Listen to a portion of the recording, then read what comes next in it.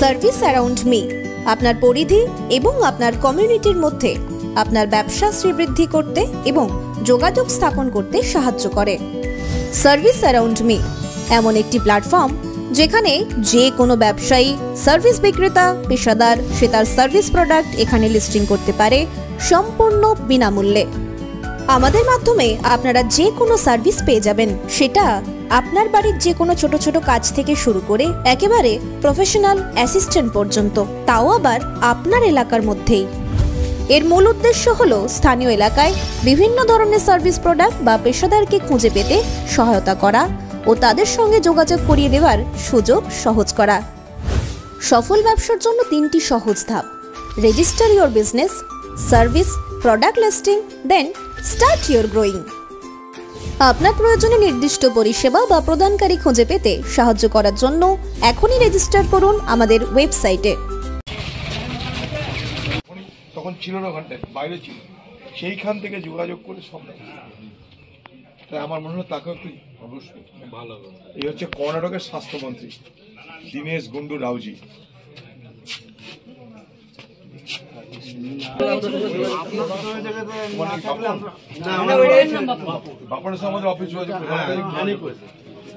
আমরা জানি আপনি না থাকলে লাশ আসতো, আমরা বাপনের সঙ্গে যোগাযোগ করেছি। হ্যাঁ ঠিকই, বাড়ির কথা বলি দেখে না আমরা দেখেছি। ওরা এই পরিবারগুলোকে দেখলো, আমরা তাদের জন্য বলেছি।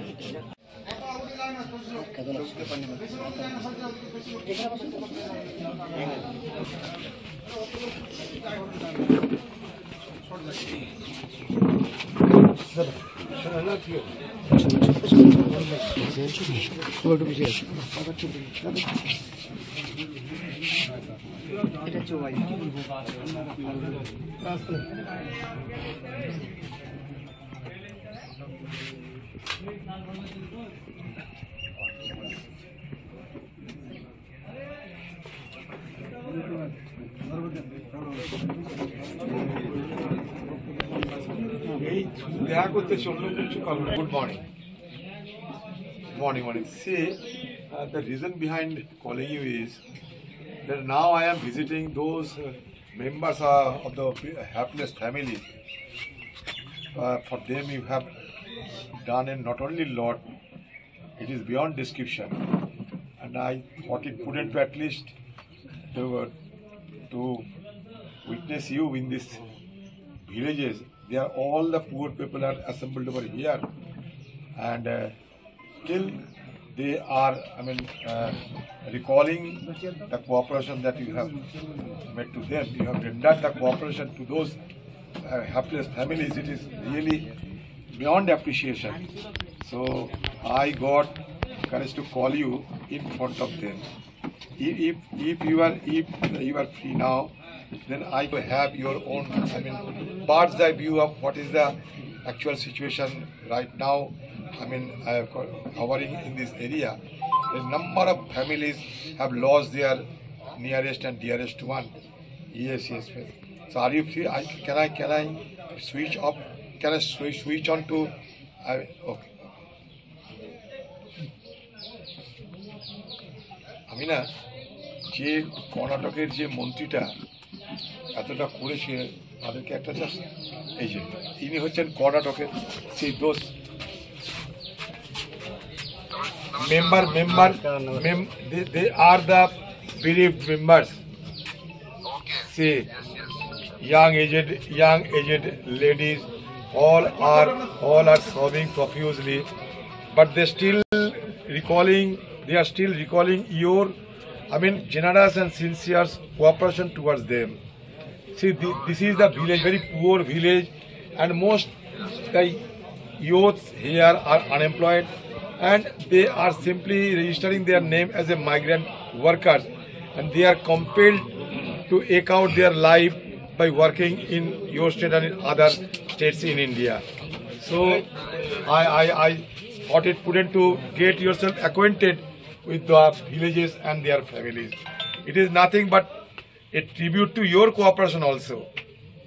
So we, on behalf of the people of those villages, again I am paying my highest regard, and I shall be indebted to you. I shall be thankful to you forever.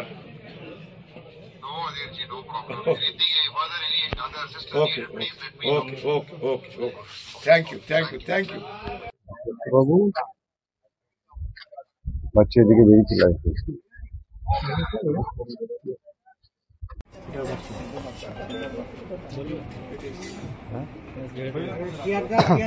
দাদা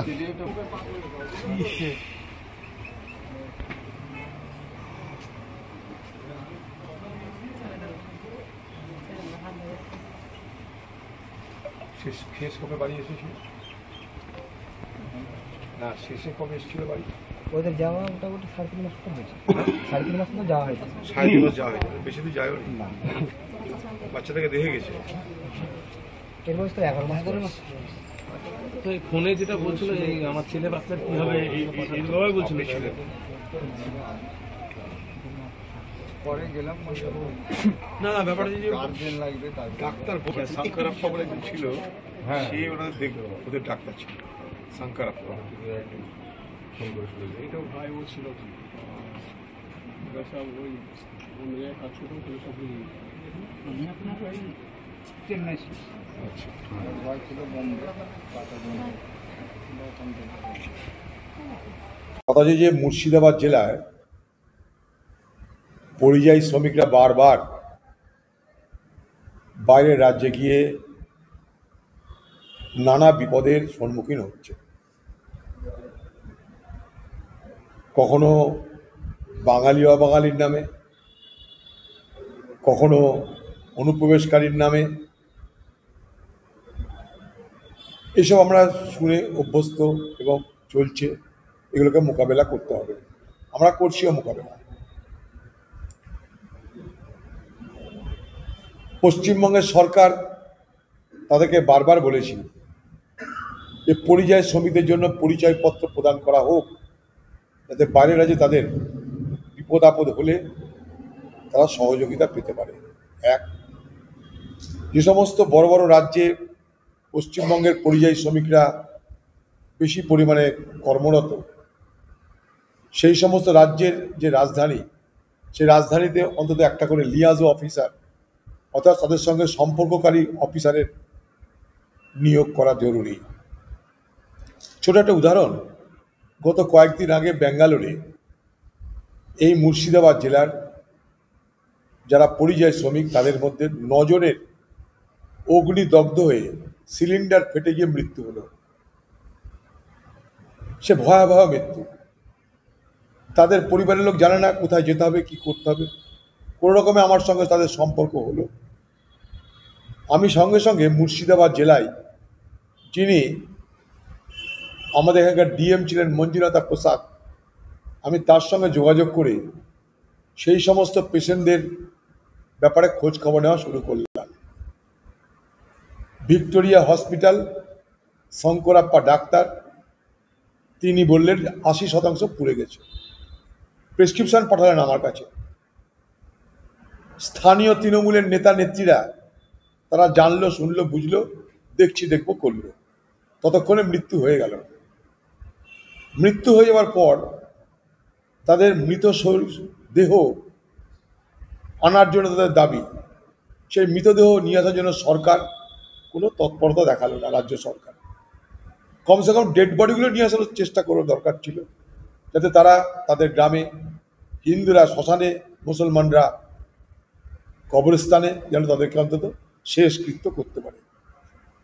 সে মতো অবস্থায় আমি কর্ণাটকের যিনি স্বাস্থ্যমন্ত্রী দীনেশ গুন্ডু রাও, তার সঙ্গে যোগাযোগ করি। তার সঙ্গে যোগাযোগ করে তাদের 7টা ডেড বডিকে ট্রেনে করে নিয়ে আসা হয়। শুধু তাই না, এয়ারপোর্ট থেকে তাদের বাড়ি পৌঁছে দেওয়ার অ্যাম্বুলেন্সের খরচও কর্ণাটক সরকার দিচ্ছে। তার সঙ্গে 2.5 লক্ষ করে টাকা তাদের ক্ষতিপূরণ বাবদ দেওয়া হলো। যে রাজ্যে কাজ করতে গেলে তারা দেখছে, আর যে রাজ্যে তারা অধিবাসী ভোটার তাদের কোনো গল্প নেই। কখনো মুখ্যমন্ত্রী আমার ভিডিও দেখার পর বলছে 4 জনের মৃত্যু, আমরা বলছি 7 জনের মৃত্যু হওয়ার সম্ভাবনা, তারপর বছর থেকে পাল্টে হয়েছে 7 জন। যখন কর্ণাটক সরকার 2.5 লক্ষ টাকা করে দিয়ে দিল, তখন পশ্চিমবঙ্গ সরকারের হুঁশ ফিরল, তাদের নেতারা গিয়ে বলছে ঠিক আছে আমরা 2 লক্ষ টাকা করে দেবো। এবার তাই নেতারা গিয়ে বলছে, মুখ্যমন্ত্রী বলেছে সবাইকে নাকি হোমগার্ডের চাকরি দেওয়া হবে। বাচ্চা বাচ্চা শিশু নিয়ে তাদের পরিবার, তারা সব গ্রামের বাসিন্দা, মেয়ে, তারা স্বামী মরে যাওয়ার পর বাড়িতে কে থাকে? মেয়ে থাকে, বউ থাকে। তাদের প্রত্যেকের বড় বড় ছেলে মেয়ে নেই যে তারা বাইরে গিয়ে চাকরি করবে।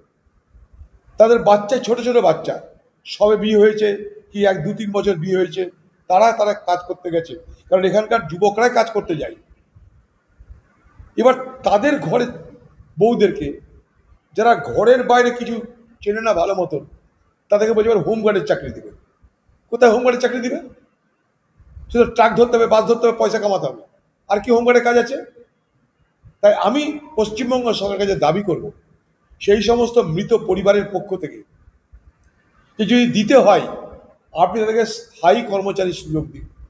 গ্রামে গ্রামে স্কুল আছে, গ্রামে গ্রামে ICDS আছে, গ্রামে গ্রামে পঞ্চায়েত আছে, বিডিও আছে, আপনি তাদের মাধ্যমে তাদেরকে স্থায়ী কর্মচারীর সুযোগ দিন, যাতে তারা সংসারটাকে প্রতিপালন করতে পারে।